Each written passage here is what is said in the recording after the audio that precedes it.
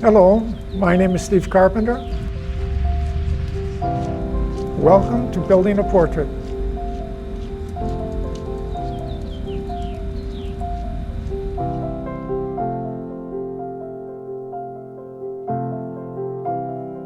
The purpose of this video is to enable you to proceed towards the goal of painting a portrait using the techniques of the old masters.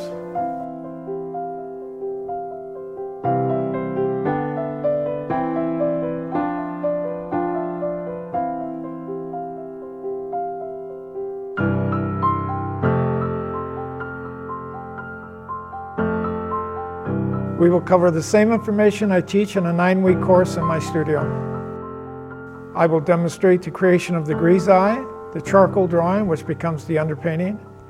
Next, I will show you how to build color using transparent glazing techniques, and continue on to the application of a thicker opaque paint. Now, Mikey's a big guy. I thought it might not be a bad idea to have him go right off the page.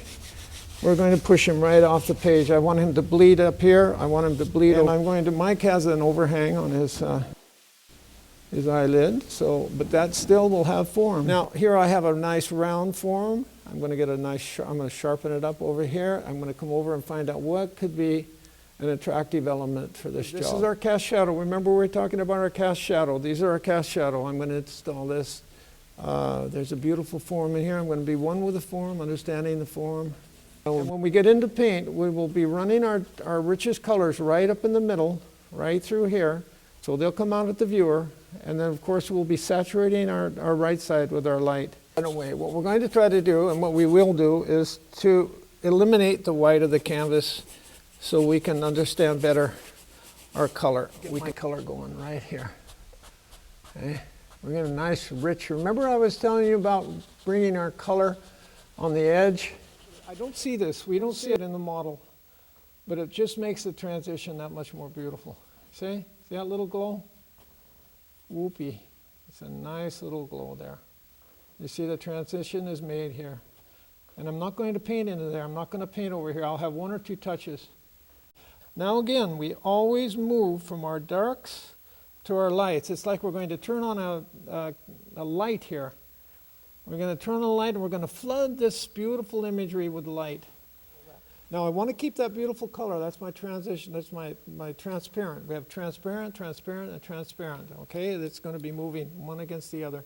I'm going to turn the painting upside down. I just want to look at it for a second. Make sure that when we do this, we're more into a design mode. I can see now that I didn't see before that this blending is not done perfectly. I'm going to just blend it right into the. You see, you just see something in another way, in another object. This is not Michael so much as it's just color and form. Now, this is so much fun, just to paint, to mix color. You get paint all over you, a little on the canvas now and then.